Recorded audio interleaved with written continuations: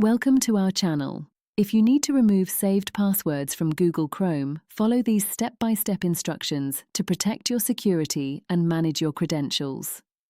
Step 1. Open Google Chrome on your computer and click the 3 vertical dots in the top right corner to access the menu. Step 2. Select Settings from the drop-down menu to open Chrome's Settings page. Step 3. In the left sidebar, click on Autofill and Passwords or find the Passwords section. Step 4. Click on Google Password Manager to view all your saved passwords. Step 5. You will see a list of websites and their associated saved usernames and passwords. Step 6. Find the password entry you want to remove and click on the 3 vertical dots next to it.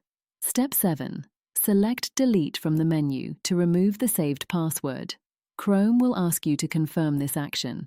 Step 8. Click Delete again to confirm the removal of the password. Step 9. Repeat this process for any additional passwords you want to remove from Chrome's Password Manager. Step 10.